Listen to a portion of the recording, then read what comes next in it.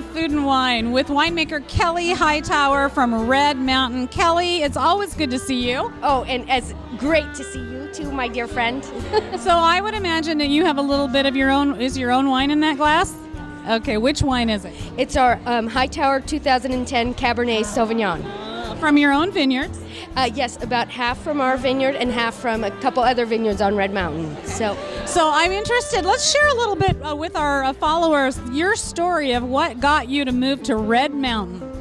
Well, I really have to say it was the grapes. I did not intend to become a farmer, but it's a beautiful appellation with just strong, powerful fruit, but if you treat it well and pick it at the right time, it has this beautiful balance and finesse to it that it's worth moving to Eastern Washington for. Well, and the development that has happened in Red Mountain since you moved there has been actually quite a lot. Could you share a little bit about that? Sure, and I kind of say that tongue-in-cheek that it was for the grapes that we moved there, but the community and what's happening in Red Mountain is something that I think every Washingtonian should be proud of.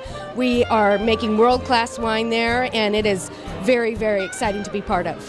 What I think is really cool, the last couple of times I've been over there, is that you can now go all the way up to the top where Hightower is located, on the top of Red Mountain, and you can work your way down and taste wine all the way down to the bottom of the hill, and I think that is pretty amazing. Right, there's all these fantastic wineries within a small area. They all have their certain take on it, but there is a definite distinctiveness to Red Mountain and balance and beauty that is great there. So are you using mostly your own fruit? I know you mentioned you do use some other fruit, but a lot of your wines are estate grown now. Is that correct? Yes, I would say probably 85% of our wines at this time are estate, yes. And how long has Hightower been around?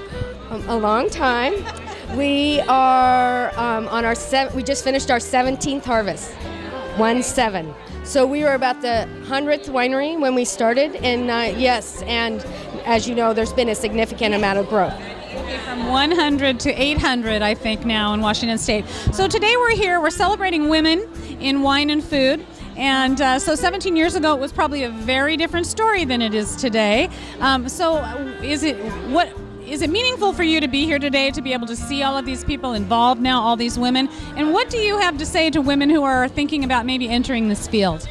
You know, I actually, a couple of young women in the South Seattle Community College wine program, and I asked them what part of the wine industry, because they're interested in pursuing, because there's so much to the wine industry, which is part of what I love about it. And but they were actually interested in the production of wine, which is what brought me into this business as well.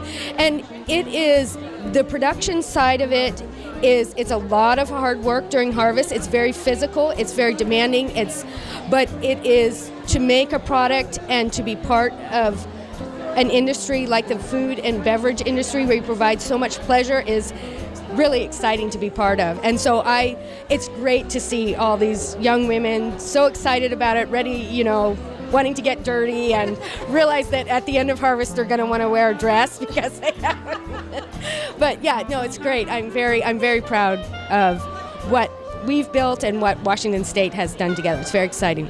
Your passion really comes through. It's very exciting for everyone, and especially for young women out there. If you're thinking about the beverage career as part of your path in life, you might consider the wine industry. Kelly Hightower from Hightower Cellars be a great person to talk to. And if you have not tried their wines, please do. Hightower Cellars, Red Mountain, Washington State. Thank you.